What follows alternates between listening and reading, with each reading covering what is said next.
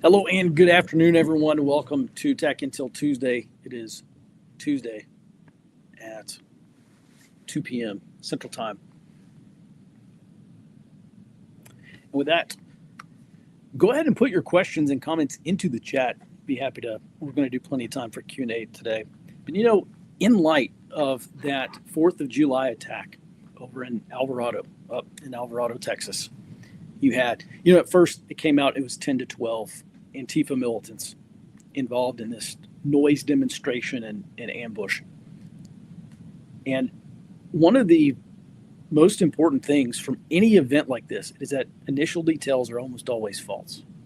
Now, this case particularly didn't fall, it didn't violate that principle very, very poorly, or very well. But the number of people who've been arrested has now grown to 15, according to one report.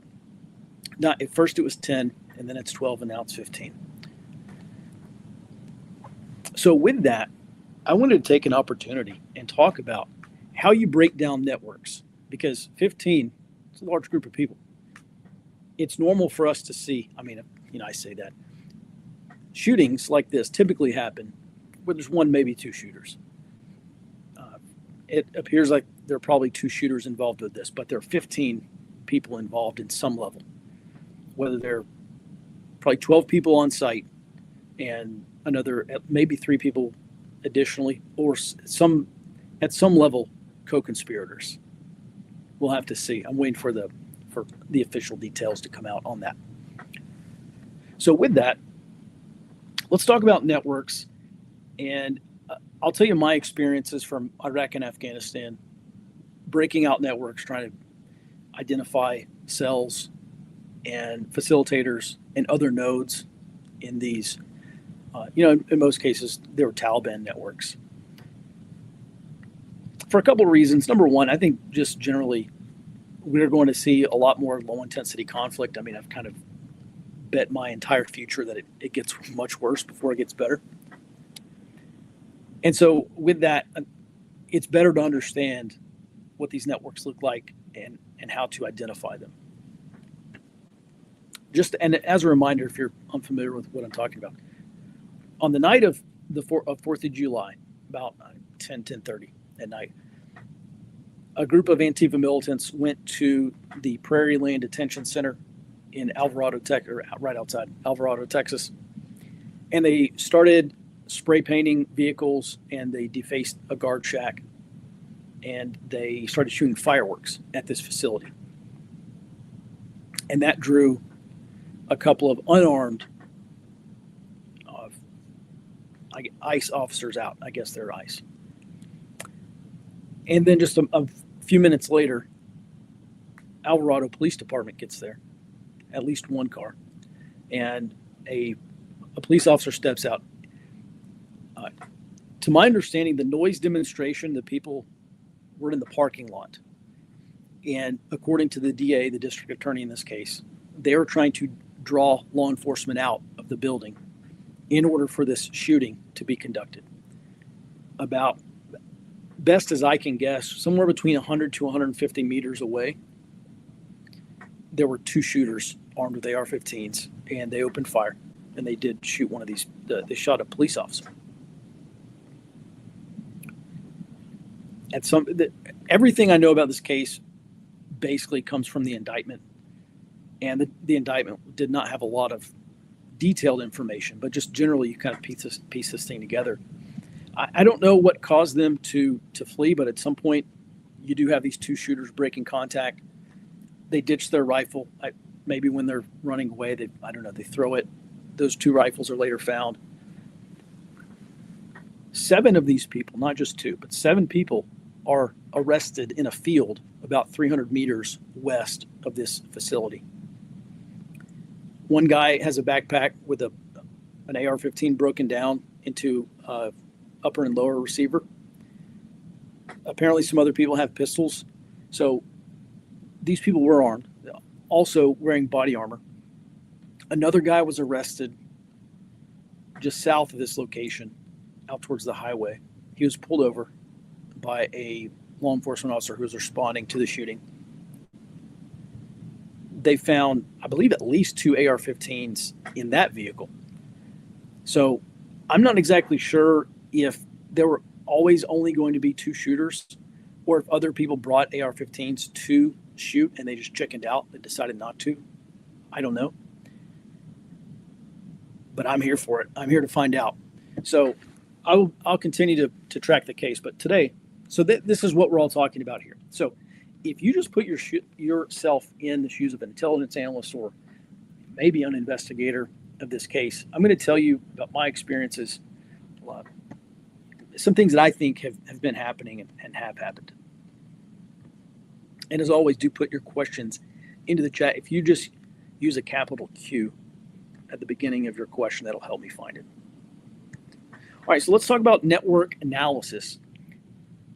By far, the best tool that you can use for network analysis, and I don't care what tool you use, but we need a visual representation of what these networks look like, because people are connected. They're connected by cell phone location data. They're connected by cell phone calls, by email, connected by a lot of things.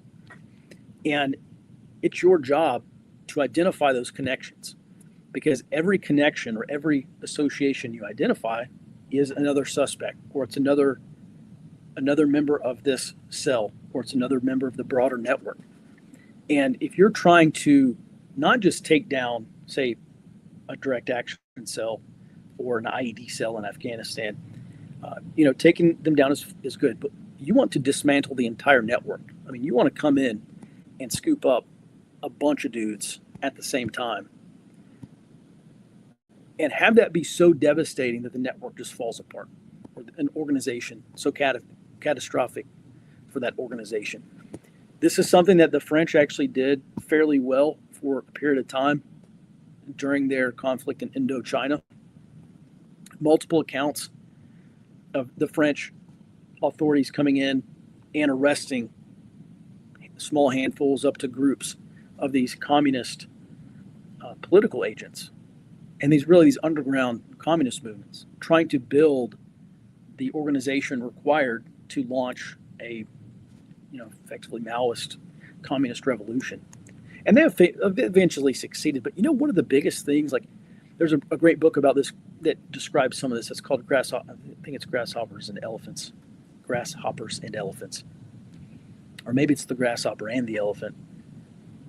But they describe multiple times how throngs of communists would go and just be arrested. Like, they would go in and the entire underground cell would be arrested. And that would set back the movement for a long time. But they never gave up. I mean, all they did is the communist underground, they just sent more political agents to this village, and then they started recruiting these communist sympathizers, or they started doing education and propaganda and creating more communists. And then they would go and branch out to surrounding villages and do the same thing. And they would continue to do this until they started taking over entire districts or entire provinces. And so the point that I want to make here is that anytime we're dealing with any group like this, there's almost always going to be some network to them, at least some organization. As long as you have an organization you're dealing with, we need to be able to visualize it. And just here's an example from Analyst Notebook, which is a tool that we used in the Army. My first tour, I worked at an interrogation facility. And so one of the things that I did, I did a handful of things, but one of the things I did is after screening a detainee, so a detainee would come in, I'd get their biographical information, just kind of basic facts, and try to go figure out who this guy was. And one of the biggest challenges that anyone will always have in that position is these people don't have, in most cases, don't have any kind of ID. They definitely don't have birth certificates. There really is no way, or there's no good way on initial contact to really determine who they actually are. Because some guy comes in, he says, "Oh, my name is Mohammed. I'm a poor dirt farmer," and you, at the outset, you have no way to know whether that's true or not. Now, in the United States, of course, this is not true. You can be identified in many cases pretty easily. the larger your footprint, so the more things you own, the more places you've been, et cetera, the more easy it is that you're definitely going to be identified. The more overt contact you have with others, the more easily they are going to be identified. So this is one of the problems that this crew is going to have, is if the members in the group, if they texted people, if they're on Signal. By the way, it doesn't matter that they're on Signal. Let's sweep aside the challenges of breaking the encryption of Signal or whatever of Signal. All you need to do is get access to a person's phone, and if you've got access to that Signal chat group, then you have disappearing messages, you got all that stuff, pseudonyms, whatever. But there's still potentially a ton of data that you're going to be able to pull, not just off that Signal chat, but also off Signal, off the phone. And this is not an issue for federal law enforcement at this point. So that's one of the things, whenever I go back and read indictments, and it doesn't matter, left-wing groups, right-wing groups, whoever, getting rolled up, one of the biggest things is they get access, federal law enforcement gets access to Wire, or they get access to Signal, they get access to one of these quote-unquote encrypted apps, and they just start pulling chat logs off of this thing, and they get everything. So with that, this is Analyst Notebook. My first tour, we didn't have right at the beginning, we didn't have Analyst Notebook. And so I got on, surprise, I got on a PowerPoint, and I just started making slides. And I would literally just draw boxes and arrows and move the boxes around and try to, and just establish these networks. Figure out, hey, who's this guy?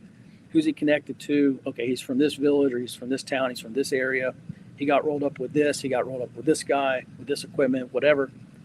And build out this network. Because what this allows us to do, once we can visualize what this network looks like, we can start looking for major nodes.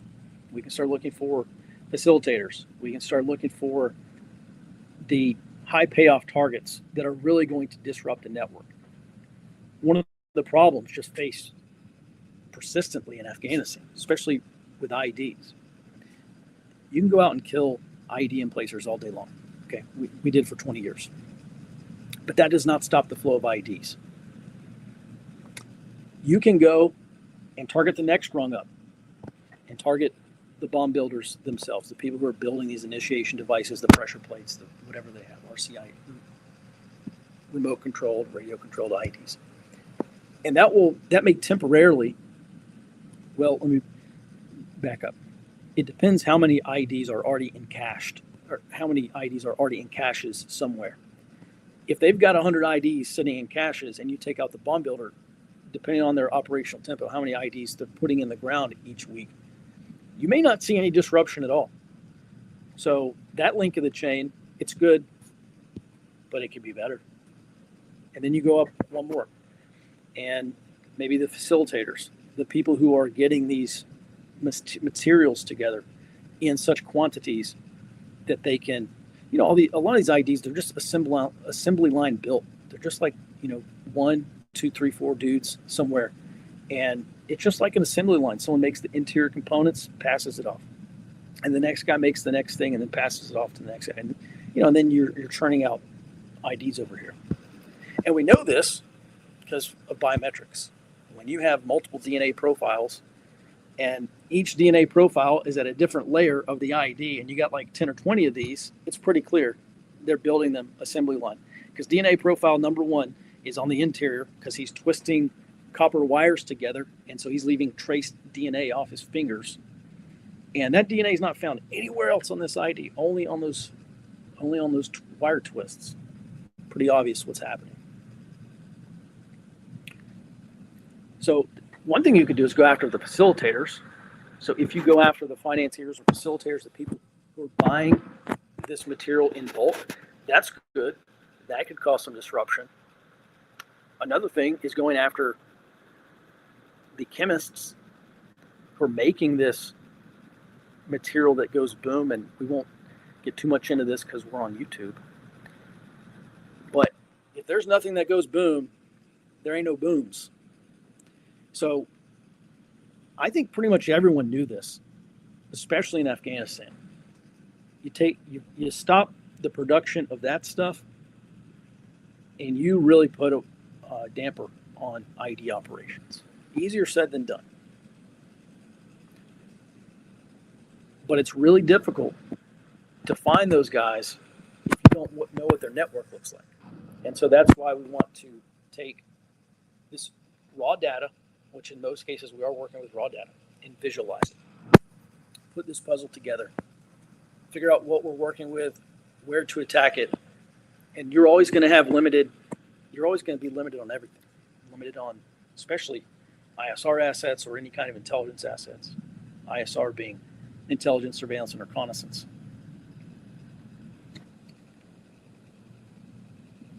Geez, guys. How about that?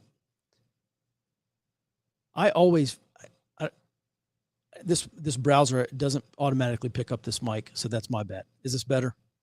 The microphone, the sound, hopefully everyone. All right. Sorry about that. I'm going to make a checklist for next Tuesday. So you build out a picture of what this network looks like, and now you know where to attack it. Now you can figure out, okay, we have limited manpower, we have limited time and availability of assets, et cetera, et cetera, et cetera. We got limitations on everything. So we have to be very efficient with what we attack and how we attack it. That's way easier once you know what this looks like. So this is Analyst Notebook. This is one of the things I imagine you could probably just buy it. I don't know how expensive it is. It's probably very expensive because they sell it to the government. But you don't need to use Analyst Notebook. I told you earlier, I started off with a PowerPoint slide, just literally building text boxes and putting the names in there and drawing arrows to who did what with who. And so what happens is, you have this picture on your screen here. So you've got one guy there in the center. If you can see this, let me see if this works better. You got one guy there in the center, and there's all these lines branching out. Those are all his contacts. And so that could be phone calls, any kind of co-location, like through cell phone. It could be human reports. Oh yeah, Bob knows Jerry. They went to high school together. Oh, okay. That's good to know. That's something that you're probably not going to get from a lot of other places. So we're always looking for these little pieces of the puzzle to put together and to build out what this looks like. Now, if this guy in the center here is the target and you're looking for follow-on targets, building out a network like this, a map like this, a graph is a really good way to do that, to identify follow-on targets or to just fill out your target deck of, pardon my language, but all the shitheads in your AO. Let's just go ahead and do that. Now let's talk about some of the inputs here. How do we build this out? We know what the end state is. The end state is we have a network so we can determine how to attack it. But how do you actually go out and build that network? Well, we need information. And this is what intelligence is really all about. So for these Antifa chuckleheads, one thing for sure that's happening is they're being interviewed / interrogated. I don't know what the exact term that federal law enforcement calls it, but it's one or the other. Apparently, these people are not talking. Just from a blog post that I read about it from someone who's getting information, apparently they're not. So I'm not sure how successful those interviews and interrogations have been, but they are. They're being asked questions. I'm sure there is some form of leverage in there about we can ramp up charges if you don't cooperate, or we can reduce charges if you do cooperate. We can do this, we can do that in return for your cooperation. So one of the things that we talked about several weeks ago was source motivation. And that's always helpful to know why people give up information at all, why people talk about the things that they talk about. How can we motivate them to talk about the things that we want them to talk about? On the other side of this, and you know what, maybe next week we'll do a deep dive into this, but there are these things called approaches. And an approach is more or less a psychological tactic. Okay, you look for how this person can be induced to cooperate. So there are things like love of family. Well, Jerry, you're probably going to go to prison for 20 years. If you cooperate with us, we will plead with the judge to reduce your sentence. If you don't cooperate with us, then we're going to go for the full 99 years. So that's just an example. We can talk about many more later. But interviews and interrogation, potential gold mine of information, because they're going to be they are being asked about their associates and who they know and who else is in this group and so on and so forth. Witness reports and sworn testimony. So I'm sure there's law enforcement that's been beating down doors and knocking on doors and talking to people, family members, friends, ex-girlfriends, teachers, whatever, whoever would know these people or could provide potentially some information of whatever they're looking for, like maybe other members of the network. And then maybe confidential human sources. I know for sure that some of these far left groups are being infiltrated by, I know for sure, local and state law enforcement in some places. Federal law enforcement is probably far more likely this year than it has been in previous years. But all these are human intelligence sources that will potentially give us enough information to start building out this network. And yeah, remember, there's a reason why there's all these videos on the internet that say, don't talk to cops. Just shut the F up. Don't talk to cops. And, one of the reasons is because you should not incriminate yourself, number one, under the Fifth Amendment. But also, cops can lie to you. Cops can say whatever they want to you. And it doesn't have to be true. But you can't lie to cops. Not in this country. All right, with that, let's go ahead and move on to the next form of input, which is SIGINT, or signals intelligence. So for sure, FBI had cell phone location data. That was stated very clearly in the indictment. As a matter of fact, that's probably one of the first things that you would ask to be pulled is, where did this cell phone ping and what towers and at what time and where did it move about? Where did it go? Give me all that location data. And you know what? Excuse me, you can do this basically for yourself. If you have a Google account, you go into your Google profile. It's somewhere in the settings in there. But you can actually go in and have Google tell you, show you your location data. Because I see some people in the comments saying, "Oh, I don't want to know what my network looks like." Well, so I encourage everyone, and you can delete it, quote unquote, delete it as well, or, request not to be tracked or however that works. But if you want to see your own profile for yourself, I highly encourage you to do this. So in addition to cell phone location data, there's also call logs. Obviously, in many cases, they don't even really need a warrant, to my understanding. I mean, if they want to force AT&T to give up call logs, they can. Otherwise, my understanding is AT&T will just make that stuff available. Don't quote me on that, but I want to say I've heard that before. Like the J6 stuff, I mean, bank account, credit card purchases, all that stuff. Needed a warrant, didn't, I don't know. My understanding is the banks just gave that stuff up without a warrant anyway. So we're talking about lots of metadata here, lots of valuable metadata. Oh, this person went to the Burger Shack and, person A did, and then, person B got there 2 minutes later. And then person A and person B both left at the exact same time. Well, look at that. That's just an example.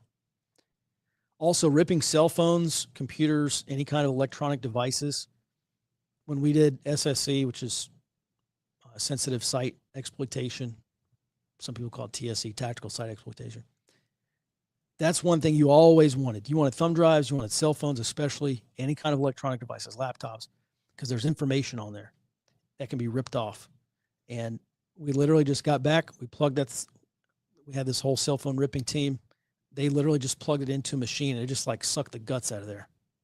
So having all this information, call logs, call history, whatever's on that cell phone, the digital address book, absolute gold mine of information. I mean, that's like A+ primo kind of stuff. You may have heard was it the San Bernardino shooter some years ago? They were talking, there's this whole thing about, the FBI can't get into the phone and, Apple won't give them the encryption code or, whatever. I don't know. The cybersecurity guys would probably know far better than me. I was skeptical about that. I hear from some people that was true, or this is true, that Apple encryption is actually pretty good. I hear from other people that say, well, if they want it, there's a back door, they'll just go get it. I don't know. If you work in cybersecurity, hit me in the comments with your perspective on that. At any rate, basically nothing's stopping law enforcement from ripping your cell phone, especially if they have a court order to do it. And then, of course, IP address is also very important. Grab those IP addresses from where you connected to the internet. All right, the next pieces of the puzzle, we'll talk about OSINT, or open source intelligence. So social media activity, any kind of online activity, potentially very valuable. The websites you visit, the blogs that you go and read, any other online content, online manifestos, whatever, deep web, dark web, whatever, anything that's on there. Chat logs, so if you're in an online chat group or you're on Telegram or whatever, and all that history, all that stuff can be pulled. So all that stuff is potentially a gold mine. So you can quickly see how much potential data there will be out there. And it is time consuming because you have to sit there and look at every single piece of data and say, well, does this have intelligence value? And if so, where? And is it TRASP? Is this timely? Is this relevant? Is it accurate? Which is another whole thing. We won't even necessarily get into that today. But just because there's something written on a social media account, yeah, that's OSINT. It may be wrong. It may not be true at all. So that's another thing that makes this a more complex issue. Is it specific? And then is it actionable or predictive? It was not uncommon in Iraq and Afghanistan for a cell phone to be ripped, like minutes later. Those once you get those numbers, you can plug them. You can plug them in and look, and you can see where if those cell phone numbers are active, if someone's on the phone. And guess what? Guess where we're going now? So it's not uncommon to hit successive targets in a single night.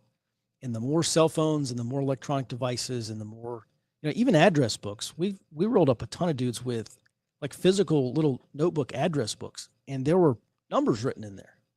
They're Arabic numerals because these dudes are speaking Pashto. But, I was going through there and I found one, and it had a +1. So automatically I was like, oh, this is a US number. Like, holy shit. Like, what is this? The area code, the next 3 digits, 202. It's like, that's DC. That's wild. We had this FBI rep. And so I ran it over to him like, hey, we just got this DocX is document exploitation, this address book. So I went and gave it to him. And I'm like, hey, this has got a 202 number in it. I don't know. We just saw it. This is definitely your lane. And yeah, he ran and did something with it. So, that's just an example. Any kind of information that comes in potentially has intelligence value, but you got to go through it all. Next is imagery intelligence, which this is going to be pretty light. But things that I would want to look at are obviously the security cameras that we're we're on that Prairie Lane detention facility. We know there's security.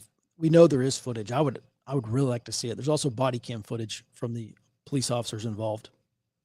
So I would really like to see how this whole thing went down. Maybe we'll get to see that. I'm sure someone will put in a FOIA request and we will. Any kind of surveillance cameras, etc.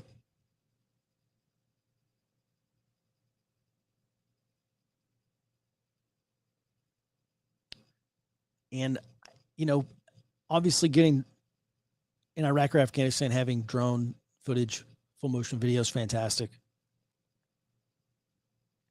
I'm not real sure. It's very unlikely to have been used in this case. So we take all this data and then we start building this map out. And we have individuals, and then we have groups, and we have people, places, and things. We have places, we have things, we've got faces. Can y'all not hear me? Some guy's going off in the chat because he can't hear me. I can hear me. Let me know if I need to be louder. Turn your volume up if you can't hear me. All right, so we put all this stuff on a network, on this map, and then we start associating these things. So on my, what year was that? My last tour, we started getting Palantir. Palantir was great because historically, with Analyst Notebook, you had to do all this stuff, at least when I had it. This was 2006 on my first deployment, when we first got it. You had to do this stuff manually. You had to input identities manually. You had to make associations manually.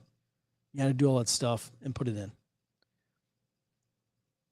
With Palantir, it's pretty amazing because Palantir would make a lot of those links for you. You would just type something in and it would give you back this picture of these associations. Stuff that you would previously have to manually build now is being automatically built. It was fantastic. It was really great. It really cut down on a lot of work. And again, that was in 2011, 2010, 2011. That was my last deployment.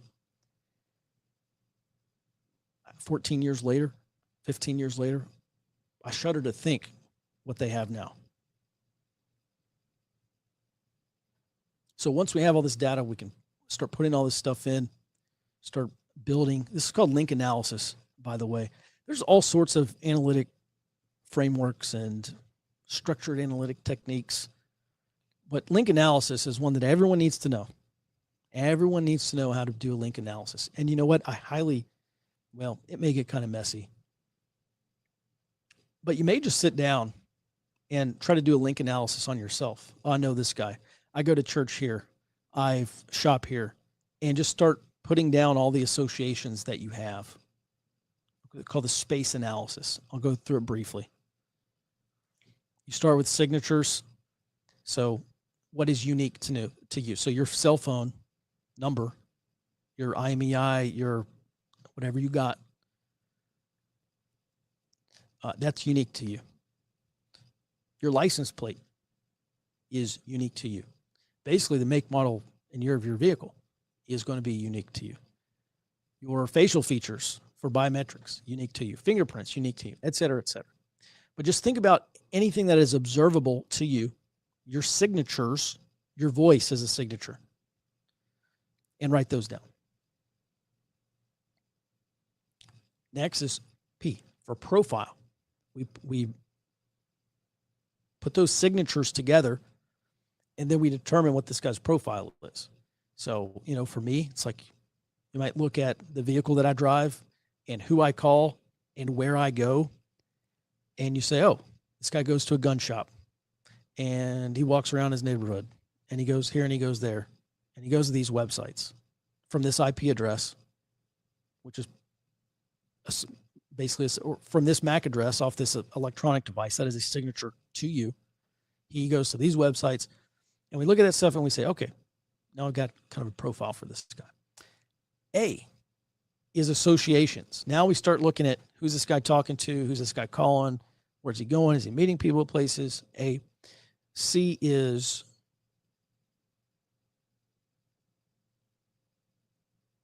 something. Can't recall it off the top of my head. It'll come to me in just a minute. And then E is exposure. And there's 3 types of exposure. The 3 types of exposure are timing. So time of day.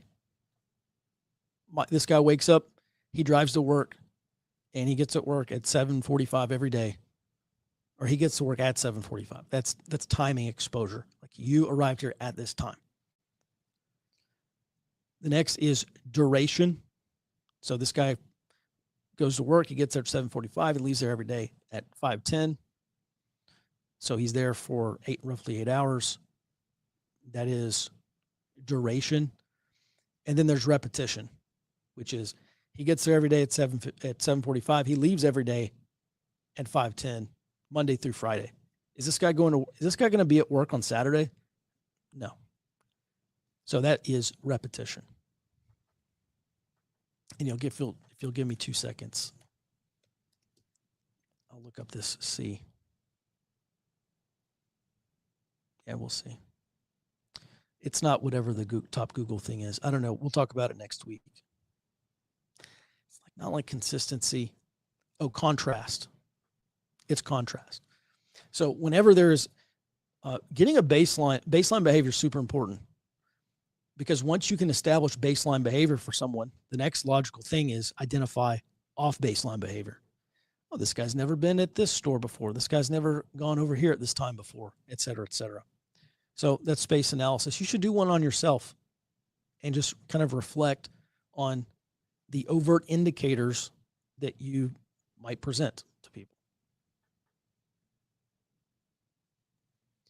All right, and then maybe we end up with something like this. We take all this human information, we take all the SIGINT information, take all the open source information, all the imagery information, we put all this stuff together, and we start putting people, places, and things on this map.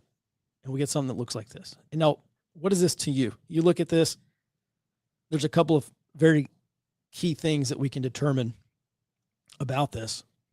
And number one, it's going to be that central node, okay, that big circle. And that's going to be, I don't know, whatever it says. I can't even see what the legend says. But that is significant. That's one thing that everyone should see. And then we got these things over here.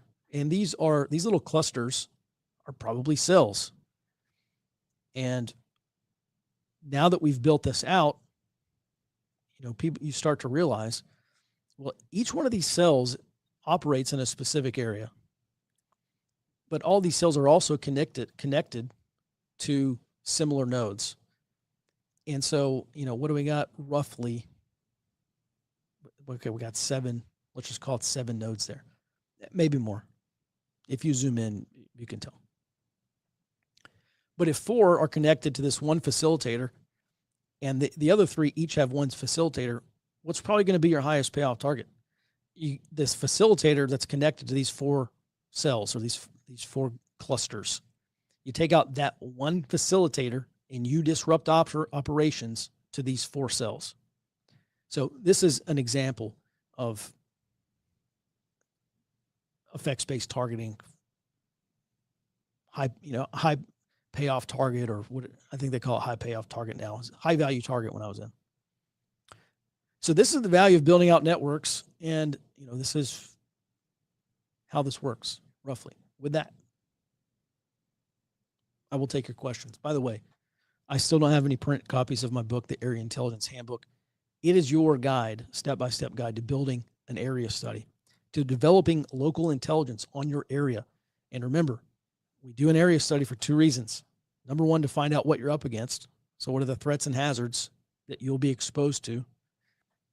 And then what do you have to work with? What are the assets and resources in your area that you can organize in order to respond to those threats and hazards?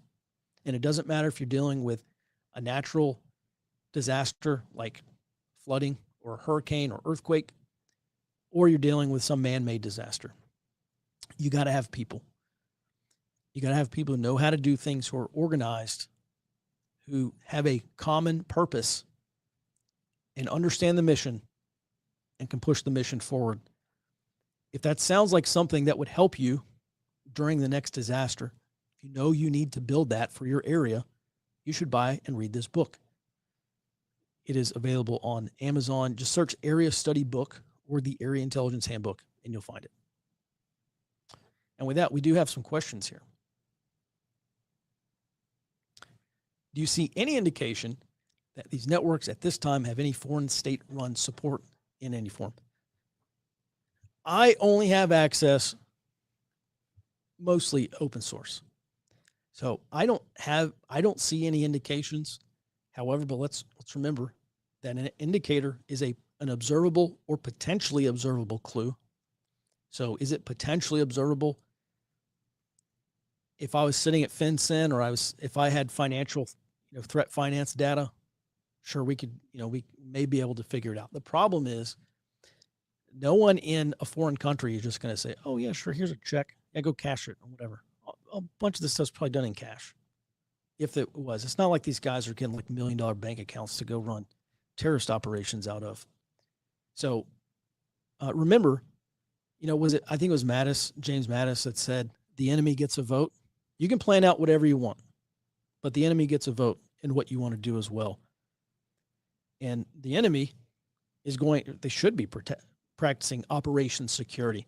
So all the things that I just talked about, all this data that we get, all the intelligence information that we get and try to piece together, if those people are doing their job, I don't have access to anything. I've got access to very little. I've got significant intelligence gaps because they have protected those indicators of their operations. And if they are running a good OPSEC or counterintelligence program, it is going to be difficult for us to collect it because that's what OPSEC and counterintelligence do. They frustrate or block our efforts to collect the information that we need to drive our operations, to target, to make decisions, do whatever we're trying to do.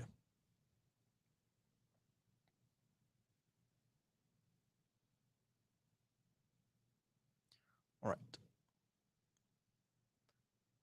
What's a good way to detect these groups on a local level? Well, a lot of these groups have, not all of them, but many of them do have an online presence. So whether they're on, probably not Twitter or X, more likely maybe Instagram, maybe Telegram, but Mastodon, some of the other ones, like you've got to look on all the social media platforms. There tend to be blogs for a certain area. So, there's a couple of places you could look, but honestly, just hop on Google or a search engine or whatever, and, just start searching for key terms. Maybe we can do an exercise or something on this at some point. But otherwise, Stryker, you bring up a great point. Everyone should be doing this. Everyone should be looking at their local extremist groups, their local far left chuckleheads, because there will be, these people are rebuilding, but there will come a time when we may have another 2020. It may be worse than a 2020. And it would behoove you to understand if you have these people in your area and attempt to determine what they may do. Remember, intelligence reduces uncertainty about the future. So the more intelligence we can produce, the more and better we're going to be able to determine what could happen in the future. And then when we know what could happen in the future, we determine what is the more likely or most likely of those things. And then we can plan for the most likely courses of action, or the most likely events.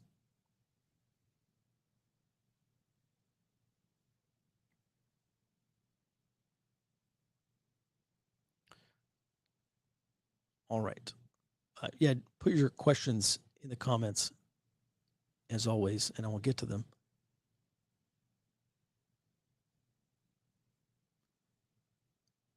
Well, let's see here. Just looking for another question. Right. Bear asks, is Analyst Notebook free? Where do you get it? Can it be? Okay. So Analyst Notebook is not free, but the company that does this is called i2. There's also Maltego, which, let me see if I've got this. I think one of these slides was a Maltego slide. Yeah, that's Maltego. I'm a huge fan of Maltego. I freaking love Maltego. I use that.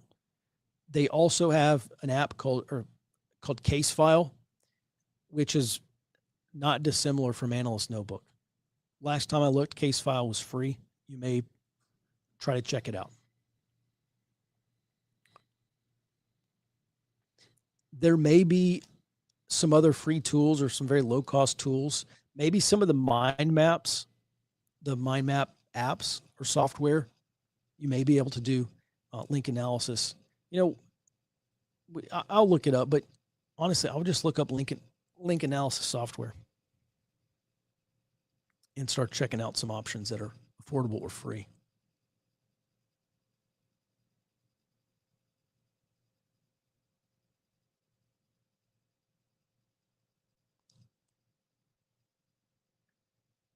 All right, throwaway. Appreciate that.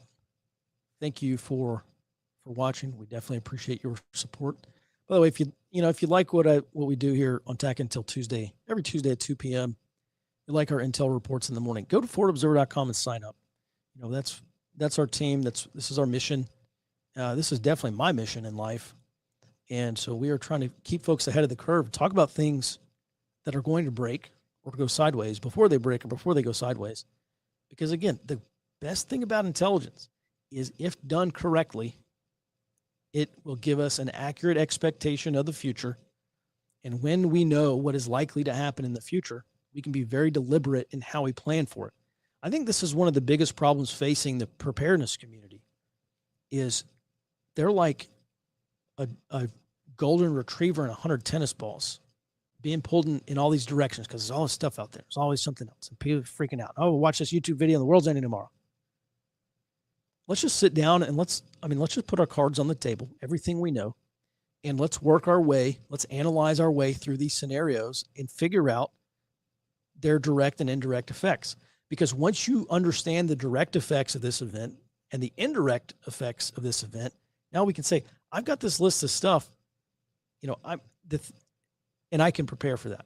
Okay. Probably not going to have clean water for a couple of weeks. Okay. Yeah. We should probably prepare for that.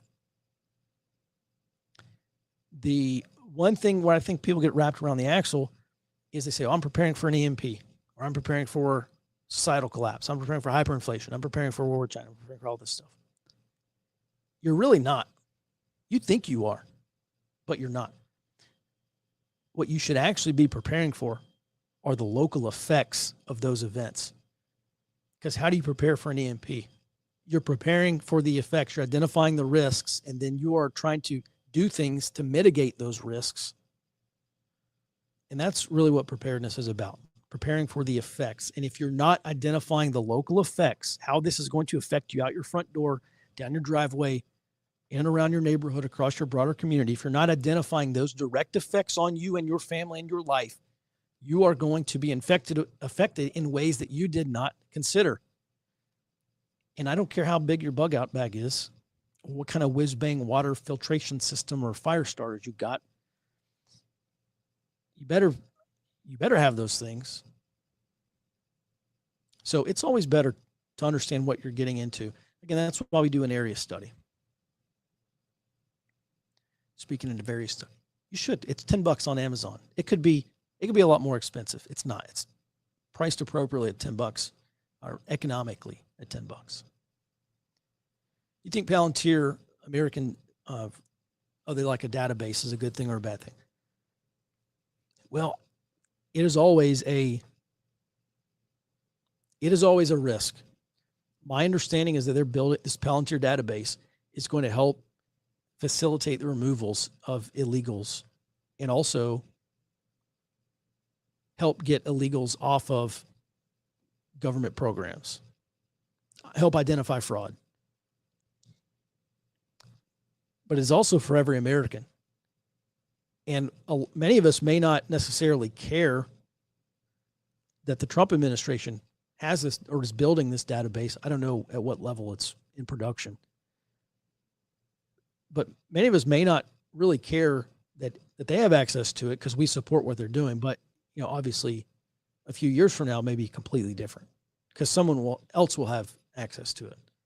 So I would definitely say it is a double-edged sword.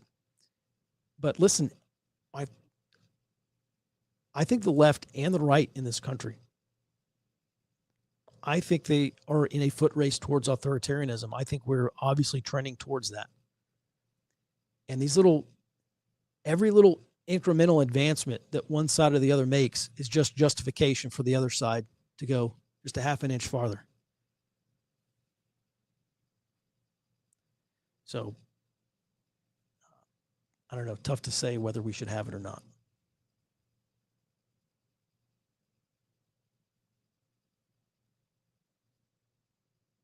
Are you getting into building targeting packets now? Well, the network is a really good way to determine who you should build a targeting package for, targeting intelligence package for. So we haven't got yet to that step, but this is definitely a step that precedes it. And really, you don't have to understand the whole network. There's a lot of intelligence information about a bad hombre somewhere, and you say, well, this guy's obviously a bad hombre. We probably need to go build a targeting package for him. But it definitely helps to figure out where he fits in the network. Because remember, again, when it comes time, as an intel guy, I don't make the decision who gets actioned. I give up people that I think deserve to get it, but it's the commander that ultimately makes that decision. So if you want your target to be actioned, fancy Army term, if you want the operations guys, the guys on the ops side, to act on your target, then it better be good. And you better make a really good case for why commander needs to take the risk and dedicate the assets. Remember, because this guy's somewhere out floating out on the battlefield. We don't know where he is. We've got to use intelligence assets to go find out where he is. And then we can begin that process. But that's going to take the commander saying, yes, let's go after this guy. That's not an intel guy like me saying, we're going after this guy, because it's not our call.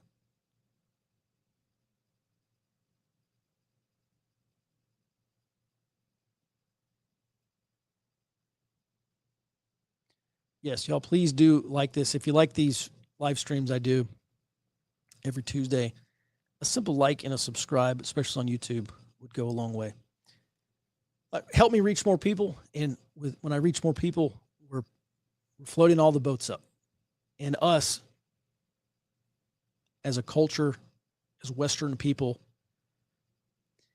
the reason why I do this is because I mean, we're obviously in an existential crisis, and I want people to learn this stuff. I want people to do this stuff at the local level, because I don't want to lose. I definitely want to win. And the more people who know how to do this stuff, the more likely it is that we win. If you're in a low networking, small rural area where most people stick to themselves mostly, what can you recommend to network into decent groups? Well, a lot of this is it is pretty basic sales and marketing techniques, honestly. What's in it for me? I want you to buy my book. My challenge is to convince you that the knowledge that you will get in this book is worth more than $10 to you. If I can do that, you'll probably go buy the book. If I can't do that, you probably won't buy the book. It's kind of the same thing. If I want to organize my community, I have to convince them that the time and effort required to be in my network is worth the benefit, what they're going to get out of it. So the way we do that is by explaining the benefits.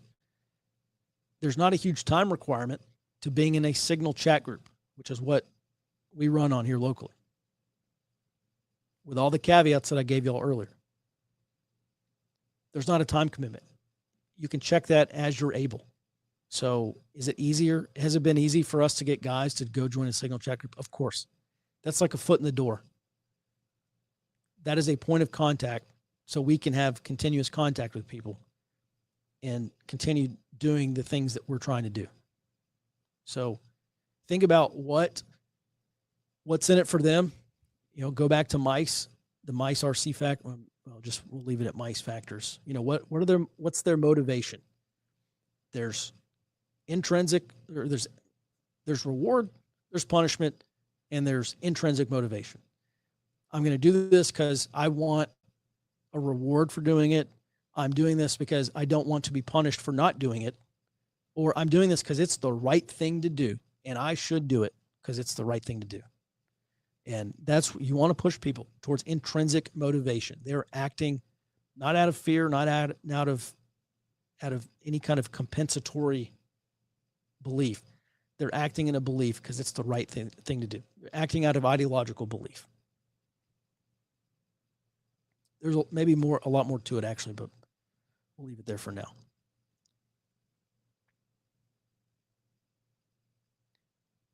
Helen says, I did an area study, 10-mile radius, and I found people I liked on all four corners of my county.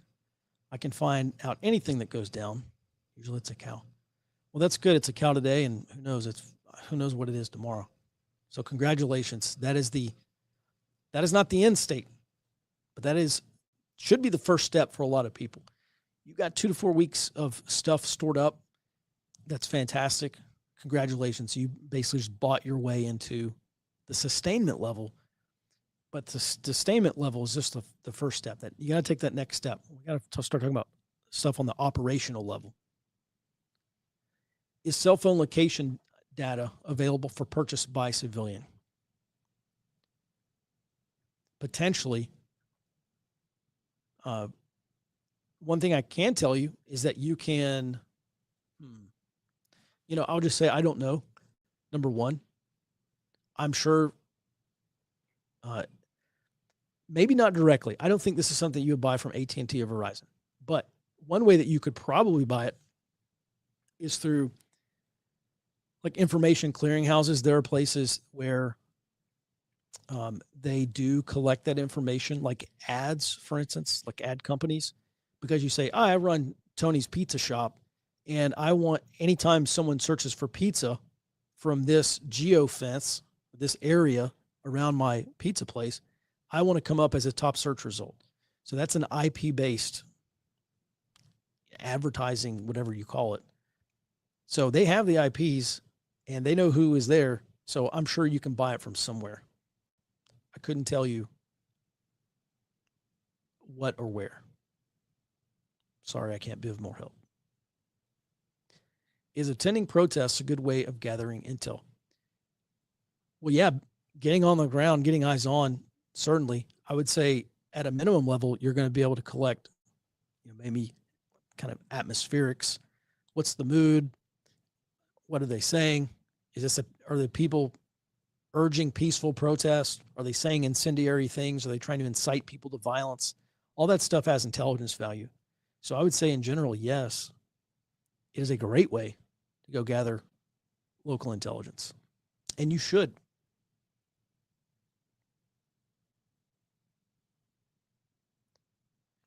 Do you see domestic or foreign networks as more of a threat? Well, any individual group or organization is probably going to have far more capabilities and carry far higher risk if they're backed by a nation state. You have to take into consideration that nation state's goals as well. So I would say in general, foreign-backed networks operating in the United States almost certainly are going to pose a higher threat and a higher risk to the country. These domestic groups like Antifa, whoever else out there, they are unlikely to have a strategic impact. Well, it's not zero. But I just look at this and say, who could probably cause the greatest amount of instability at the strategic or national level for the United States? And it would definitely be foreign-backed networks, groups with nation-state backing. Do you have any available lists, resources of any Texas? I mean, yeah. I encourage you to go build your own.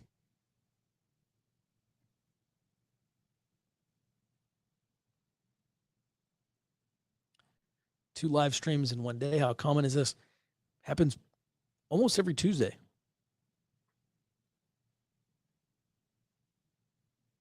I haven't been announcing these, like I haven't been publicizing them, but yeah, I'm here every Tuesday, 2 p.m. Central Time. How do you prepare for mob rule when mobs are often deaf to reason? The first rule of preparing for mob rule is just don't be in the area. There's no reasoning. It's like you're escaping a mob if that's all you're doing. Unless there are extra judicial actions maybe you could take. But I ain't trying to go to jail. You just made me think of something new. Thanks. Thank you, David. I'm happy. I think I'm happy to do that. We need an open source M3 feed. We do need M3. We need a lot. We need a lot of things.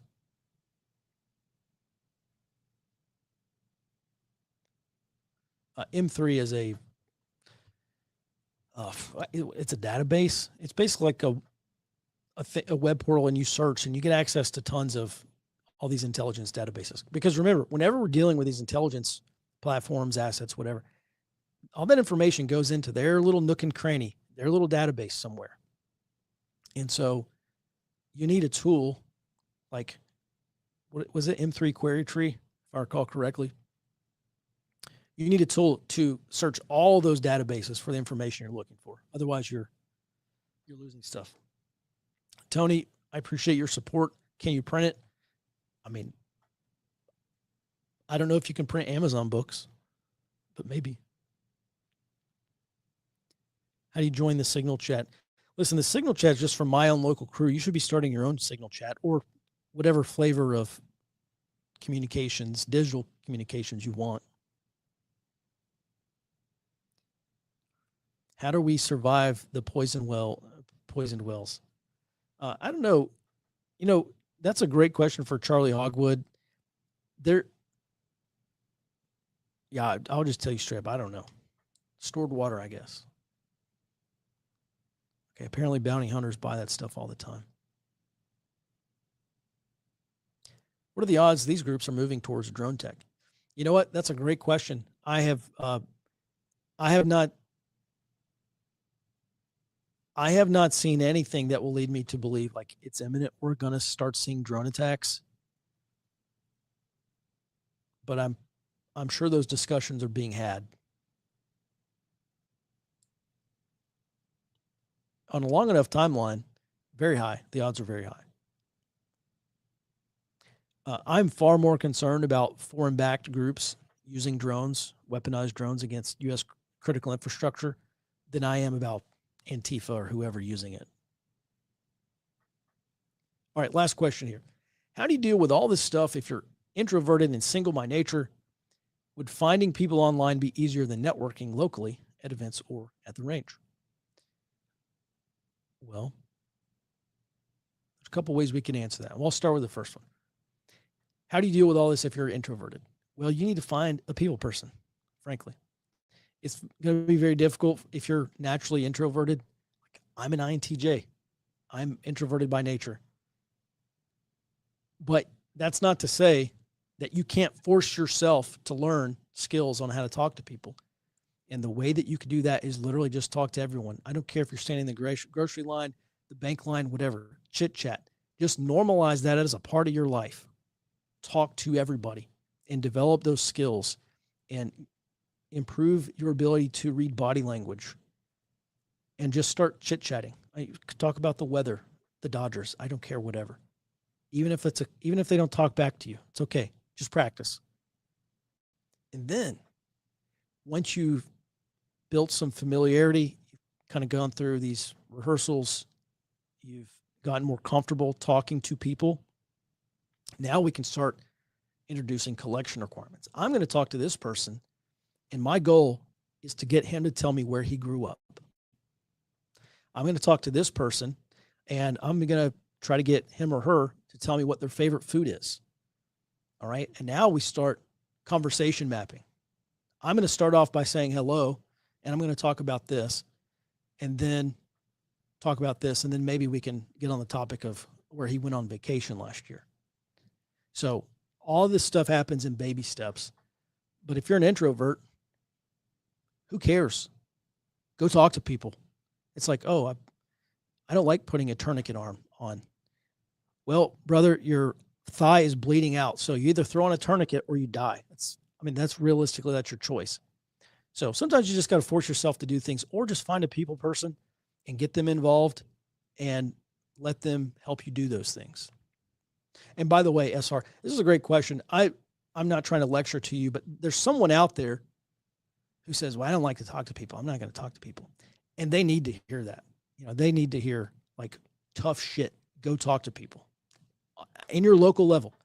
Now, the next thing is about finding people online. Many people do this.